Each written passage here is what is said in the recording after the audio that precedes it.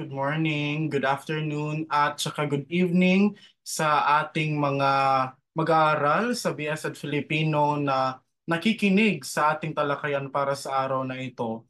Bago ang ating talakayan sa Region 8 o sa Kasadpang Kabisayan ay atin munang um, manalangin po muna tayo. Sa ngalan ng Ama, ng Anak at ng Espiritu Santo. Amen. Panalangin sa Birhen ng Dolorosa. O maawaing Maria, inang kalinis-linisan ng poong Divino Verbo, birheng natigib ng lumbay at kapighatian, nagpapakababa kami ngayon sa aming pagkakaluhod dito sa harap mo, at isinasamo namin sa iyo na kami ay tulungan mo at iyong papanglumuhin tuwing na ang aming mga puso, nang matutuhan naming alalahanin at kahabagan ang tanang hirap na tiniis ng anak mong si Hesu Kristo at ang hapis na dinalita mo, sapagkat dinamayan mo siya sa kanyang mahal na pasyon at yamang isinakop niya sa amin ang kanyang dugo, at ikaw naman ay lumuha dahilan sa amin. Hingin mo sa kanya na kami ay mabuhay at mamatay sa kabanalan, at gayon din naman ang biyayang bukod na ninanasa namin kung ikapupuri ninyong mag-ina, ikagagaling ng mga kaluluwa namin. Amen. Sa ngalan ng Ama, ng Anak, ng Espiritu Santo. Amen. Muli, magandang umaga, magandang hapon at magandang gabi po, BSED Filipino 2A at maging sa iba pang mga estudyante na nakikinig po sa ating diskusyon para sa sesyon na ito. So ito po ang inyong gurong nagsasanay, si Ginoong Lee Villacastin, at sa ngalan po ng aking mga kasama at kasangga ng aking pangkat na si Ginoong Martin Sokib at saka si Ginoong Danny Saladores, ay bigyan niyo po ako ng pagkakataon na i-introduce muli sa inyo ang ating mga layunin para sa ating talakayan sa sesyon na ito o sa video na ito. So unang-una, ang mga estudyante ay nararapat na sa huli ng ating talakayan ay nalalaman nila ang kasaysayan, kaligiran at ang mga akdang pampanitikan ng Region 6 ng Pilipinas. So kung matatandaan natin ay nagkaroon na tayo ng talakayan sa kasaysayan at kaligiran ng Region 6 at maging isang pahapyaw na diskusyon ng mga akdang pampanitikan ng Region 6. Ngunit hindi tayo natapos noon, kaya narito tayo sa video na ito upang bigyang diin ang mga naturang mga akdang pampanitikan. Ikalawang layunin naman ay naisa sa balikat ng mga estudyante ang pananagutang pausbungin ang mga akdang pampanitikan upang isulong ang pangkalikasan, pantao at panlipunang kamalayan. At ikatlo ay nakagagawa ng isang paralelismo ang mga tagapakinig, lalong-lalo na ang aking mga kasangga sa BSED Filipino 2A, ng isang paralelismo ng isang akdang papanitikan ng Region 6 doon sa kahit anuman sa mga rehiyon na ito. So, either Region 1, Region 2, Region 3, Region 4A, Region 4B, at saka Region 7. Matapos ang talakayan na ito, o matapos ang video na ito, ay marapat na i-check ang ating GC, no, sa FM 113 upang makita roon ang link kung saan ninyo ito ipapasa yung magagawa ninyong paralelismo. So hindi na tayo magpapatumpik-tumpik pa.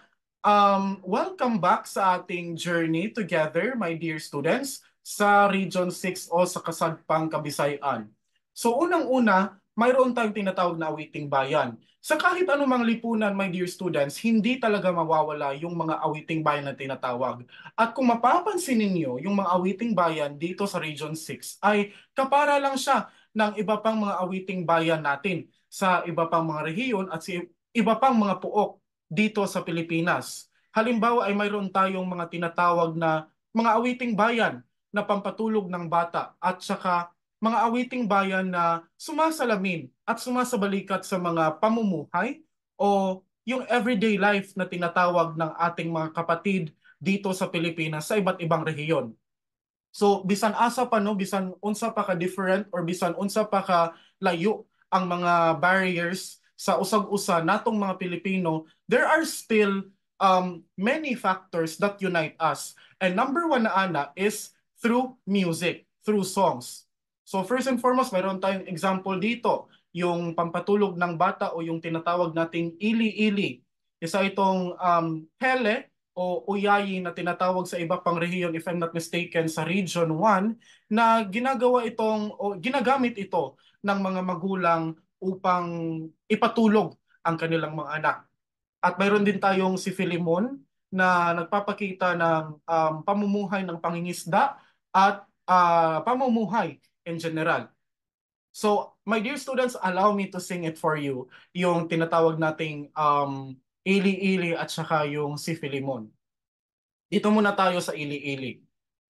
Ili-ili, tulog anay, wala diri, imong nanay, kadto tienda, bakal papay, ili-ili, tulog anay, mata ka na, tabangan mo, ikarga ang nakumpra ko kay bugat man sing putos ko, tabangan mo ako anay, wala diri imong nanay kadto tienda bakal papay, ili-ili, tulog anay. So, kung mapapansin ninyo, no, like, napakalamya or like, very comforting yung tinatawag nating pampatulog ng bata. So, itong mga linyang ito, sumasalamin ito sa isang, if dili siya literal nga translation class, yung ili-ili tulog anay, bata tulog na wala diri imong nanay. So of course, especially to my Cebuano students, you know what this means. Wala dito ang iyong nanay. Kadto tienda bakal papay, nandoon siya sa tindahan, bumibili ng tinapay. Mata ka na tabangan mo, gumising ka at tulungan mo ako, ikarga ang nakompra ko. Ito ay ibig sabihin na kargahin mo ang nabili ko sapagkat kay bugat man sing putos ko, kay bugat man sing putos ko, that means sapagkat napakabigat ng aking mga dinadala, tabangan mo ako anay, tulungan mo ako anak. Okay, so medyo mayroong meaning ito, no? At saka mayroon ding, for example, ikaw anak ka, o natulog ka, o niabot imong mama. So, di ba, natural, if ever nga bugat or daghagida imong mama, natural, of course, kanang pamathon jud ka ana, or like, pukawon jud ka ana. So, next is we have si Philemon. 1, 2, 3. Si Philemon, namasul sa kadagatan, nakakuha, sang isdang tambasakan, gibaligya, sa merkadong guba, ang binta niya'y wala, gibakal sang tuba. So, ang iyang halin daw kay gipanuba ra niya gikan sa pagpangisda. So, nadyo yung mga awiting bayan nga nay background story class, no? And next is we have Awiting Bayan bilang pamamaalam sa mahal. So, ang title nito ay Dandansoy at mayroon akong halimbawa para sa inyo rito. So, hintay lamang sapagkat loading. Okay.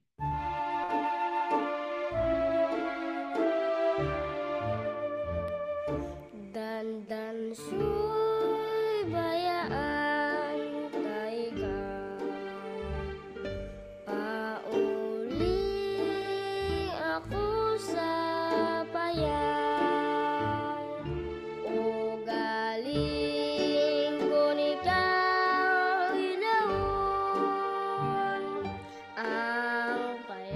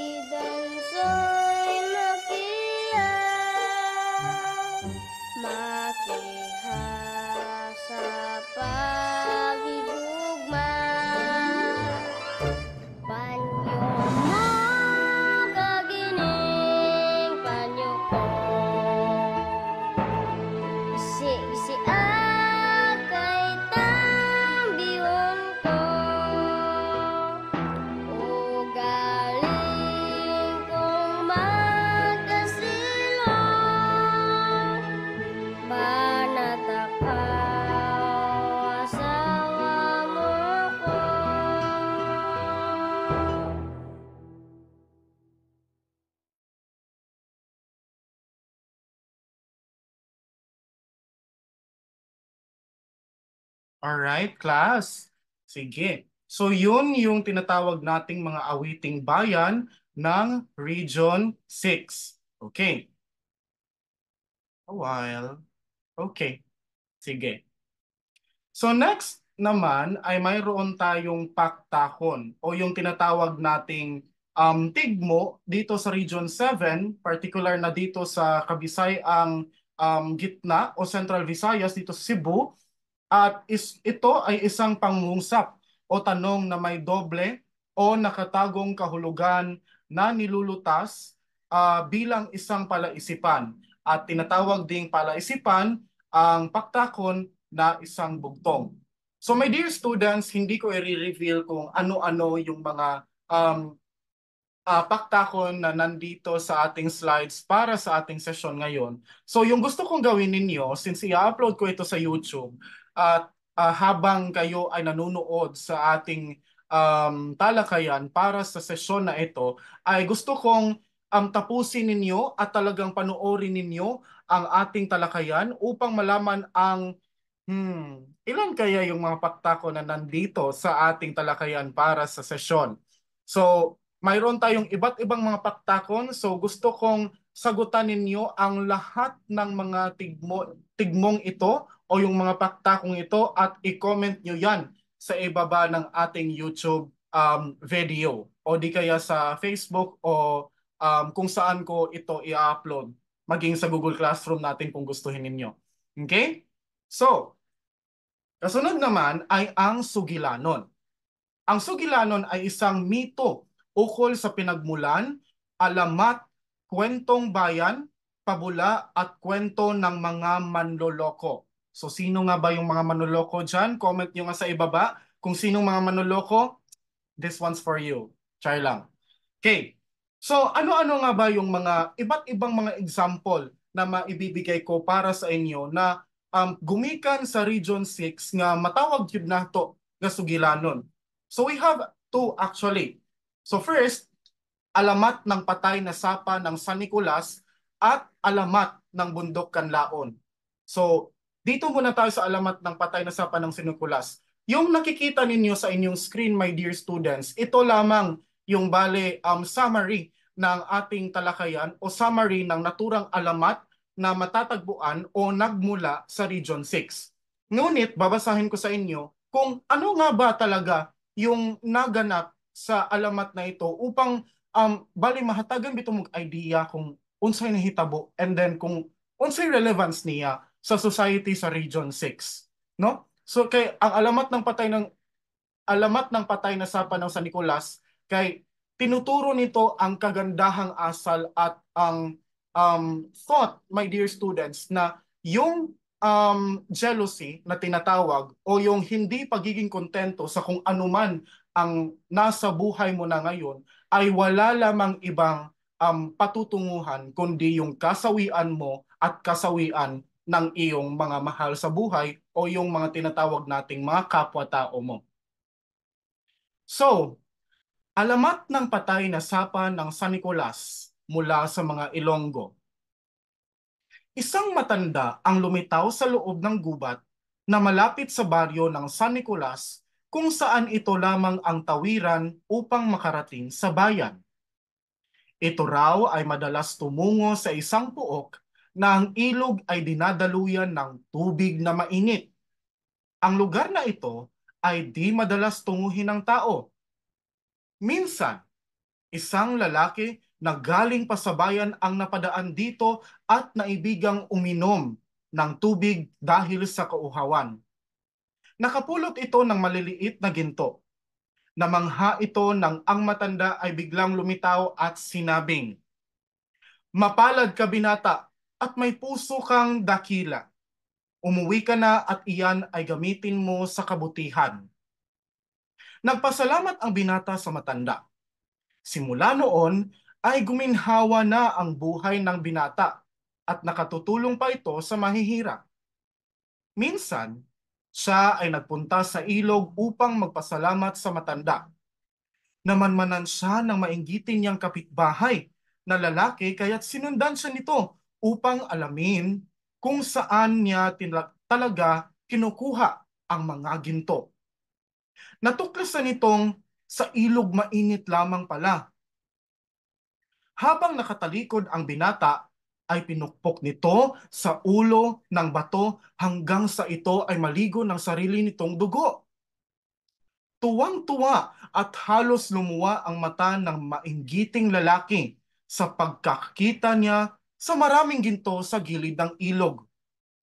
Sa unti-unting pagpatak ng dugo ng binata, ay unti-unti ring ang ginto na kumikinang ay nagiging ahas, bunga ng walang kahiyaan ng mainggiting lalaki.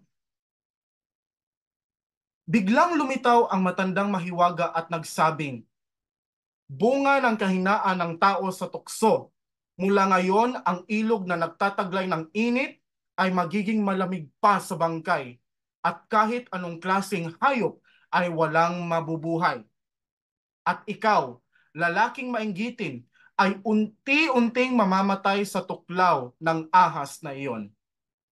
Lingid sa kaalaman ng marami, ang matandang lumitaw ay isa palang engkantado. Simula noon, dahil sa katangiang napakalamig, napakalabo at walang hayop na nabubuhay sa sapang ito sa San Nicolas, ay tinawag na ito na patay na sapa ng San Nicolas. Okay, kasunod naman tayo. Yung alamat ng Bundok Kanlaon. Shout out pala sa ating mga estudyante at saka kapwa estudyante dyan sa Negros Occidental at saka sa Negros Oriental. Please be safe sapagkat mayroong report na may nagbabadyang pagputok ng Bundok Kanlaon. So please be safe everyone. Lots of love.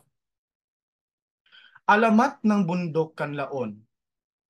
Noong unang panahon, sa lalawigang Negros ay napatanging barangay na pinamumunuan ni Dato Ramilon. Napabantog ang datong ito dahil sa pambihirang katapangan at kabaitan. Ngunit higit sa lahat, ang sanhi ng kabantugan ng datong ito ay dahil sa kanyang napakagandang anak na pinangalanang Kang. Maraming anak ng dugong maharlika ang nanunuyo sa marilag na anak ni Dato Ramilon. Ang mga ito ay maluwag sa loob namang tinatanggap ng mabait na dato. Kung sino sa inyo ang mamarapati ng aking anak ay hindi ako tumututol. Ang malimit na sinasabi ng dato sa mga talisuyo ng kanyang anak. Ngunit ang magandang si Kang ay may kasintahan na. Ang magiting na si Laon, na anak ng isang raha sa karatig na barangay.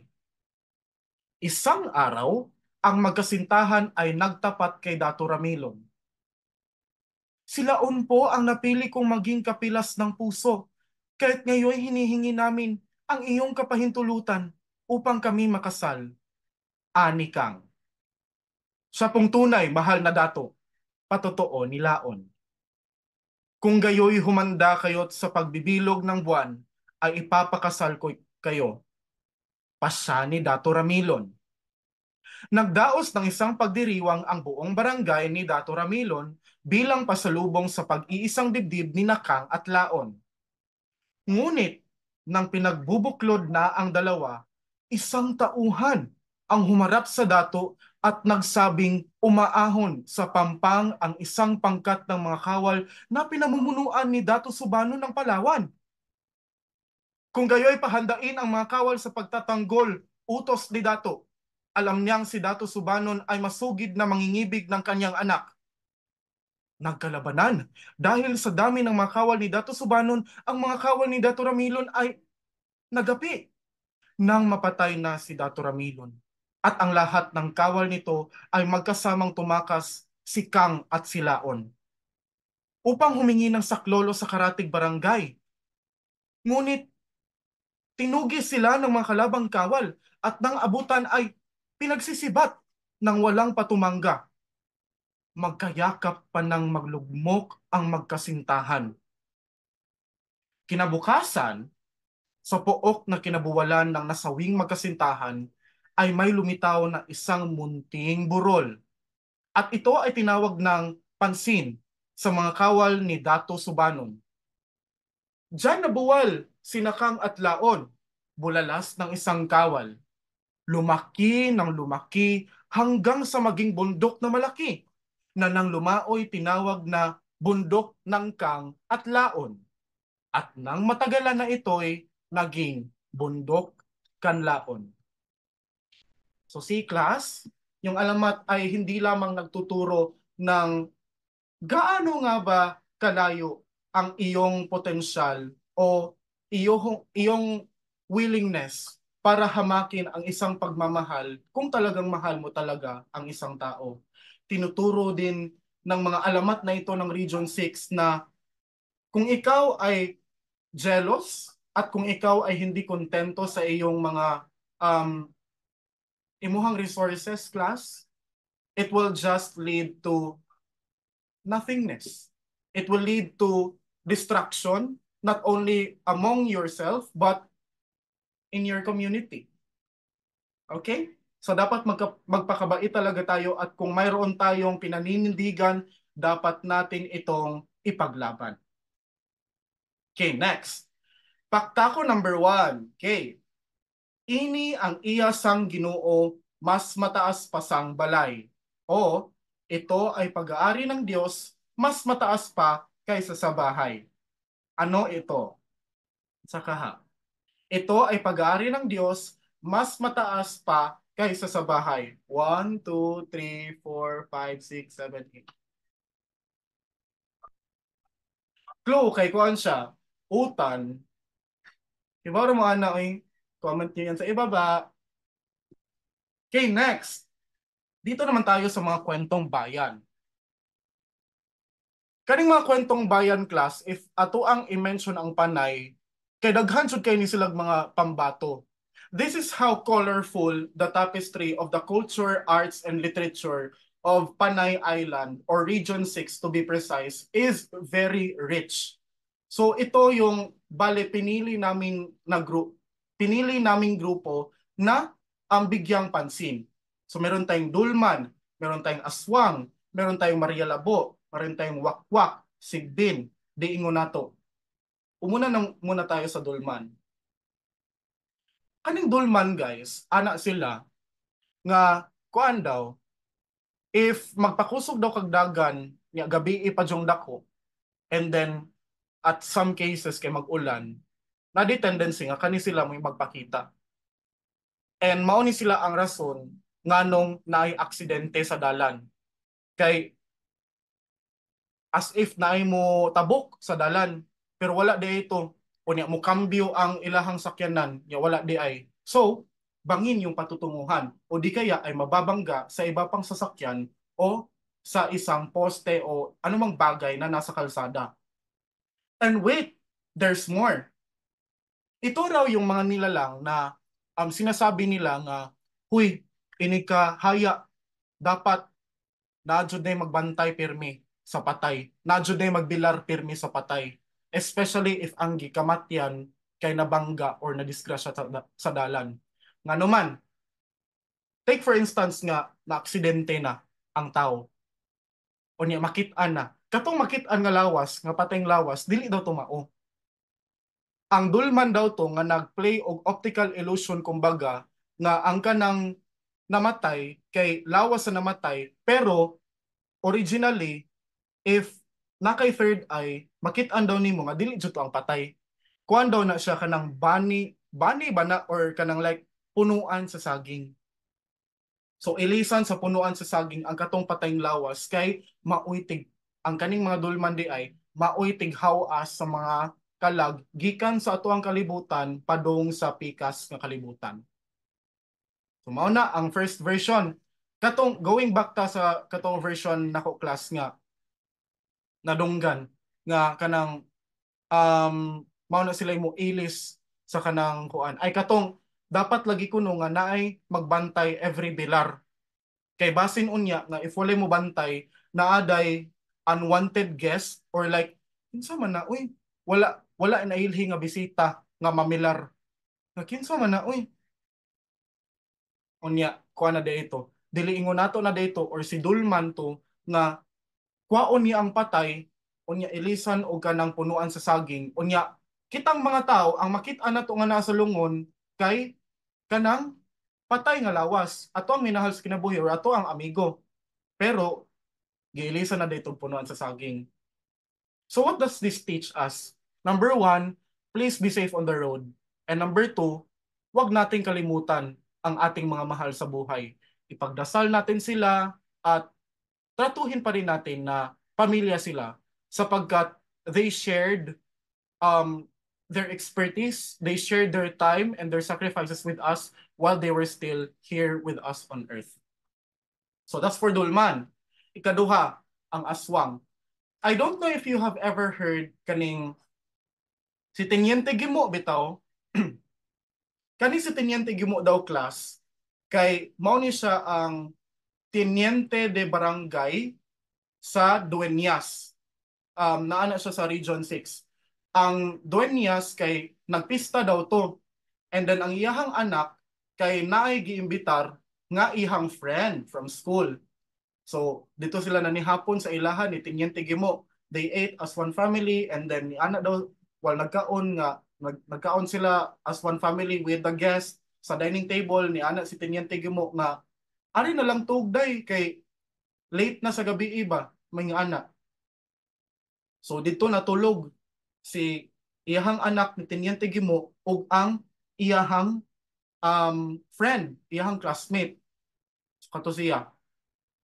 Unya, nakadungog na lang ang katong classmate niya sa tunga-tunga sa gabi nga perting daghana magtao sa balay ni Teniente Gimo. Mao to wala sila natinga. Wala siya natinga. Kay lagi pista man inig ka sunod adlaw.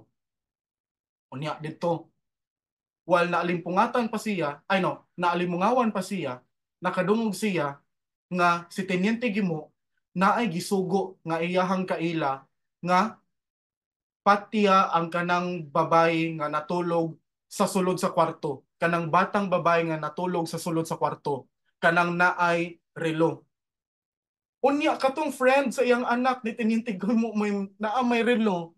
So nakarealize siya nga hala patay murag ako man siguro patyon ani, and that's where she realized aswang din na sila nga mga kanang aswang din na sila nga mga pamilya ha. Unya katong dako nga kawa nga kaldero nga ilahang gipainita na daan para dito niya. So ang instinct niya class nga hala ako man di patyon kay ako may nairelo niya ang ako ang classmate nga kanang anak ni Teniente Gimo kay wala may relo. So ang iyang gibuhat kay iyahang gibalhin ang relo nga iyang gisulob sa katong anak ni Teniente Gimo. Unya gitakloban ang ulo. Unya naghuwat na lang siya na nagpatulog-tulogan. Unya nakadungog na lang siya nga nainisulod. Unya walang habas na pinagsisibat at pinagsasaksak ang kaniyang classmate na anak ni Teniente Gimo.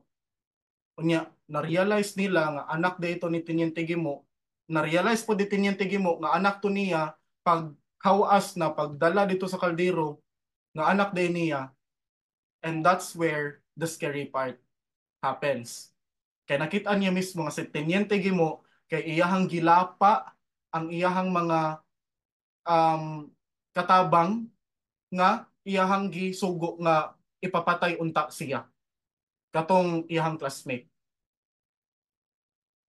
So ang aswang juday no kay mga on judinig tao, so please be safe every night guys if ever na naniniwala kayo nito. Pero what does this teach us man? No? Ang kwentong bayan ng mga aswang, kung pagbabasehan lang natin ito sa konteksto ng Panay, ay itinuturo nito lalong-lalo na sa mga kabataan na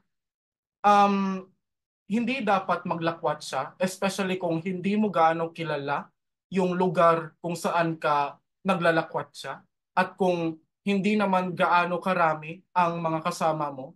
So much better na kung late na sa gabi, magstay ka na lang sa inyo. Okay? At ikatlo namang kwentong bayan, itong si Maria Labo. Under pa rin ito sa aswang na kategorya, pero itong si Maria Labo kasi ay yung kwentong bayan, sinasabi na mayroong specific na time frame sa loob ng Iloilo o in general sa Panay Island na yung mga eskwelahan ay nag-declare na wala talagang klase kasi sabi nila nandito si Maria Labo, umaali-aligid. Baka while you're watching this video, baka nasa tabi mo na. Char, nananakot si Kuya Lee ninyo. Pero yung kwento ni Maria Labo, class, ito.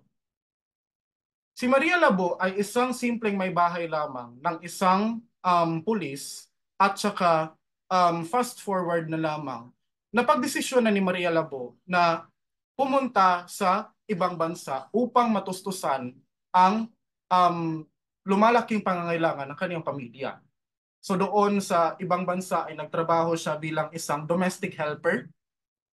At fast forward na din, naging close siya ng kanyang amo actually. At dito, nang mamatay na ang kanyang amo, pinatawag si Maria Labo. At saka doon sinabi ng kanyang amo at nagpasalamat pa nga ang kanyang amo kay Maria Labo na salamat at gihatagan ko nimo higayon para ma-fulfill ni akong request sa akong kamatayon.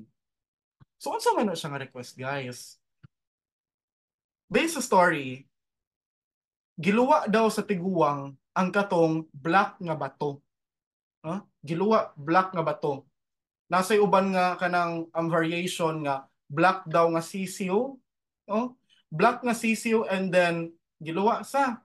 Pero ang kaning version nga ako ang na-research, guys, based on Philippine Spirits, I think that data was 2017 or 2018 manging ana.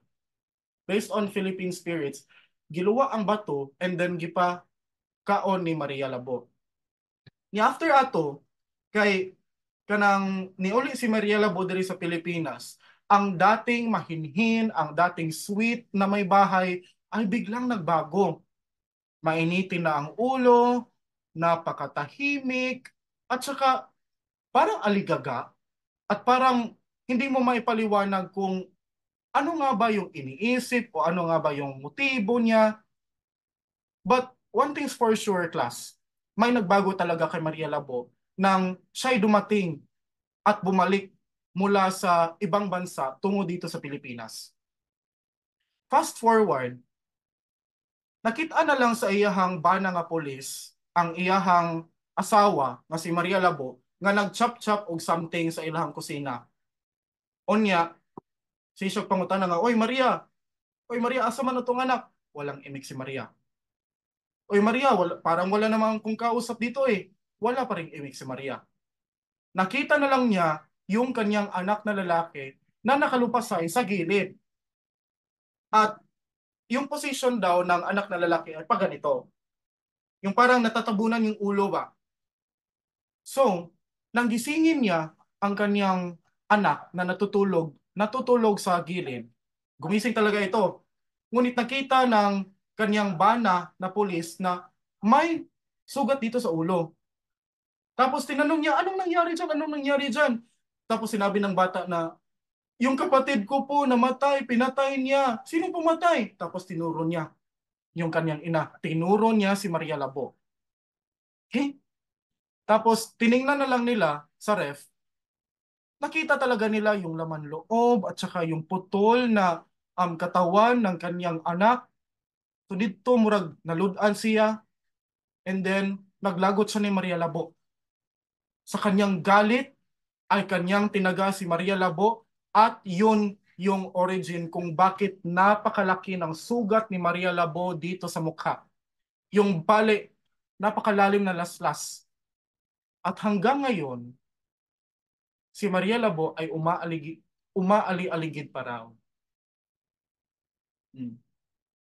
Next, wakwak. Kaning wakwak, guys, if basihan nato sa kwentong bayan sa Region 4A at saka Region 4B sa Katagalogan, ang iyang equivalent ani is ang kanang manananggal. Kay kaning wakwak, same ra gyapon ni siya og kanang personality. sa mga manananggal in which nga ang mga wakwak kay nahahati ang kanilang katawan at mayroong mga malalaking mga pakpak na animoy sa isang paniki.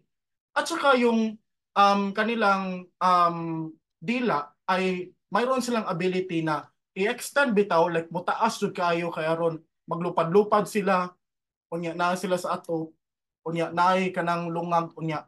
Ang ilahang sense of smell, guys, is kuan jud sila, maka-smell sila if naibuntis, nya padong na mga anak, mao na ilang ganahan nga kanon, mao na nga taas sila og kanang dila kay mao na ilang gamiton para sup-sup sa unborn child.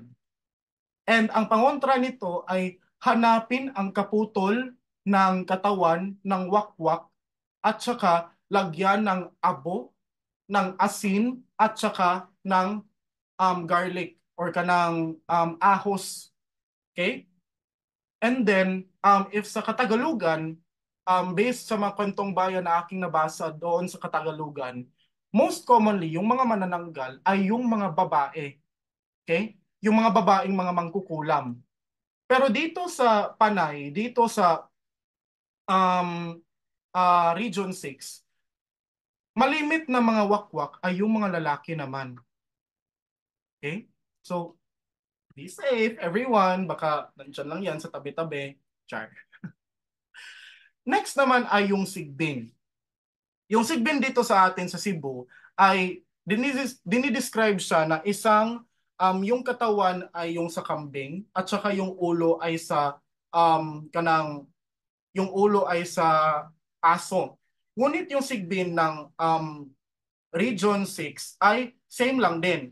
Pero may ibang mga istorya-istorya, may ibang mga kwentong bayan na nagsasabi ay talagang isa itong napakalaking kambing na napakalapad ng tenga at saka napakalaki ng buntot at yung ang iya bitang ulo kay naa diri sa iyang bilahan, like magduko siya, and then ang iyang linakwan kay instead of pa forward, pa backward siya, so bali mag-ana siya unya ang iyang ulo kay magtan-aw nimo.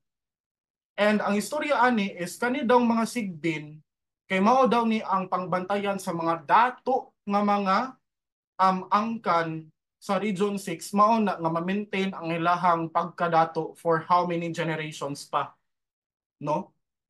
So dapat di ay nga sigbinan ta, mao ni tawag sa mga pamilya nga kanang dato sigbinan, kay if dato daw ka kay na daw kay alaga nga sigbin unya ibutang sa kanang itong dako nga jar, o niya most commonly pagawson na daw ni sila para pakanon or like palaroy-laroyon inig ka Holy Week.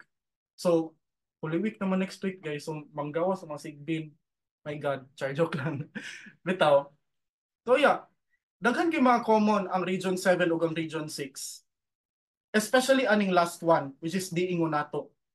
Kabantay mo ana nga kuan, like same ra gihapon og pamahiin sa kuan sa kanang Region 6 nga if manghihi daw ka or like wa kay baw si mong giadtuan pero muadto jud ka, yeah, especially if kanang awaaw nga dapit or like kanang ngit-ngit nga dapit, moingon jud kag tabi tabi.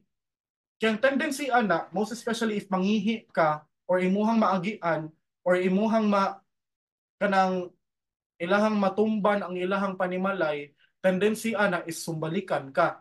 For example, natong mga lalaki, ang popular belief jud if ever nga kitang mga lalaki kay manghihi unya kanang like sa daplin kay moingon jud nga tabi kay if ever daw nga maigo na sa ato ang mga ihi or like magambala nato, masamok nato, sumbalikan daw ta. For example, magkasakit ka, magkabutoy-butoy ka, or tendency ana manghupong ka, manghubag ka sa imong mga parts sa lawas. So this actually teaches us that there is a relation between us humans and our nature.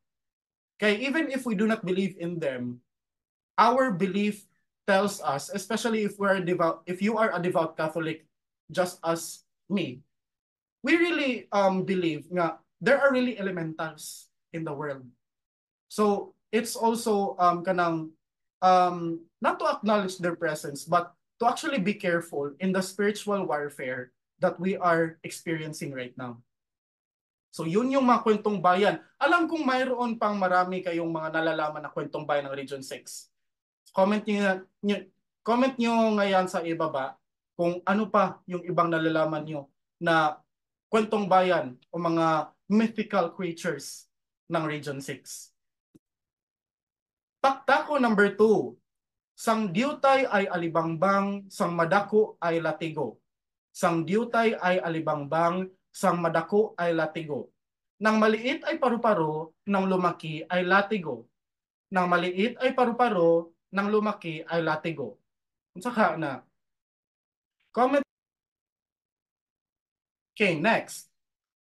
Mga panitikang panrelihiyon. Una ay ang Vida, buhay ng mga santo, at ikalawa ay ang Gozos, himno para sa santo. Ikatlo ay ang sermon, dialogo o eksempla, anekdota at mga moral. Balak, tula ng papuri sa kaluluwa ng minamahal. So kaning mga panitikang panrelihiyon nga naa diri guys, kay kanang common ra sad ni siya sa ato. For example, ang Vida, ang buhay ng mga santo ay nagiging giya para sa atin o gabay para mas sumalamin ang ating mga refleksyon o mas sumalamin ang ating buhay sa kanilang inspirasyon. Sermon, dialogo at eksempla ay nagtataglay ng, for example, yung mga homily ng mga pare, yung komentaryo ng mga pare, yung mga komentaryo o eksemplar ni San Agustin, ng iba pang mga doktor ng simbahan, yung balak, tula ng papuri sa kaluluwa ng minamahal, like you're going to nag-aalay ka ng isang tula o nag-aalay ka ng isang parang awit para sa isang namatay na upang ipahayag mo sa kanila ang iyong damdamin ng pagdadalamhati para sa kanilang pagkawala. At mayroon din tayong Gozos, which is himno para sa santo.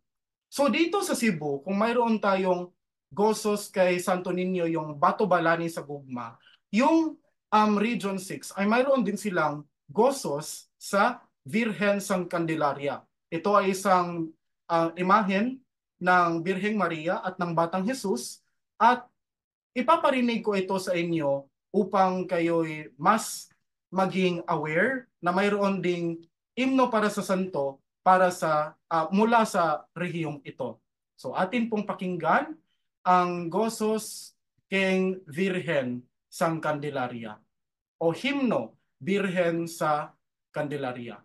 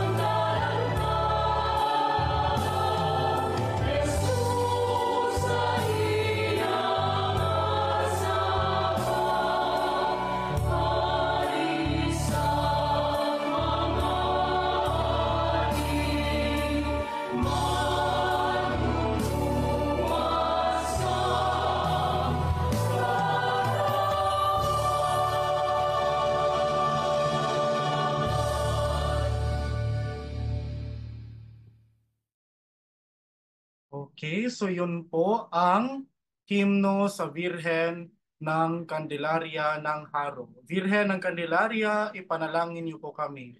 So meron pala akong trivia, no? Yung Birhen ng Candelaria ay isang canonically crowned na imahe ng Birheng Maria at ng Niño Jesus ng Pilipinas. At ito yung una, if I'm not mistaken, yung unang imahen ng Birheng Maria ng Pilipinas na kinoronahan mismo ng Santo Papa si Pope John Paul II, if I'm not mistaken, and if my memory serves me right. So yun yun. Paktako number 3. Gakweo ro linugaw, gadaegan ro inihaw. O, kumukulo ang linugaw, tumatakbo ang inihaw. So clue, ito ay nasasakyan sa ito ay nasasakyan. Kumukulo ang linugaw, tumatakbo ang inihaw. Comment nyo yan sa ibaba kung ano yung sagot nyo para sa paktako na ito. Mga pamahiin sa Region 6. Number 1, bawal kumanta sa gabi. May paniniwala ang ilan na hindi dapat kumanta sa It's gabi, 18 hours. lalo na sa ilalim ng puno, upang hindi daw magalit ang mga espiritu o engkanto. So kaning nga pamahiin guys, murag kanang ang ako ang theory ani niya no, like on my understanding lang is nahimo ni siya nga pamahiin kay aron dili na magsaba-saba ikagabi kay mga tug na ang mga tao o niya Ginoo ko na apay mag-video kay nga tungas gabi, alauna, alas 2. So perting sa baa. So like basic human decency, respeto naman sa mga namamahinga na para sa araw. Ikalawa, hindi pwede matulog ng basa ang buhok. May mga paniniwala na ang pagtulog ng basa ang buhok ay magdudulot ng malas o karamdaman, kaya't karaniwang pinapahiran ang buhok bago matulog. So kanin ni siya sa Region 6, no? Ang atoa man ko dire sa Region 7 class kay dili mo pwede matulog nga basa og buhok kay mabuta kuno mo. Lah, kakuyaw di ay oy. So as early as now, inikahuman ni mong tan-aw sa kaning video, maligo ka and then ayaw day kalimot og comment kung unsay mga answer nimo sa paktakon. Maligo ka, unya buhat sa gamay sa mga other school tasks, aya pa ka matulog, no? Ikatulo, kani favorite din ako. Bawal magtapon ng basura sa mga puno. Ano man, nananampalataya ang ilan na hindi dapat magtapon ng basura sa mga puno o sa kalikasan upang hindi magdulot ng galit ng mga espiritu o diwata. Ang tudloan niya, if you want to benefit from nature, you must care for nature. Not necessarily nga you have a belief nga there are fairies, there are elements that are protecting the earth. What's important is if you benefit from the earth, you must care for the earth. Okay? So yun, yung pamahiin regarding yan. Makikita natin yung mga pamahiin ay hindi lamang siya nariyan upang bigyan ng panibagong kulay ang kultura at saka yung sining ng isang rehiyon. Binibigyan din ito ng isang kahulugan kung ano-ano nga ba yung mga iba't ibang pagpapahalaga na dapat ay tamasahin ng bawat isa sa kanyang lipunan. Which brings me to the next set of pamahiin. Paggamit ng orasyon. So makikita no nga kanang religion-based. Kabilang sa mga pamahiin ang paggamit ng orasyon o panalangin sa mga mahahalagang okasyon o upang humingi ng tulong at proteksyon mula sa mga espiritu. May they be spirits of nature or Catholic-based, Muslim-based, or any other organized world belief systems or religion. One thing is for sure, the society that there is, Region 6, or Panay Island to be precise, always has what we call as Filipino religiosity. Mayroon pa ring pagiging makadiyos bilang isang pangunahing katangian ng iyong pagiging Pilipino.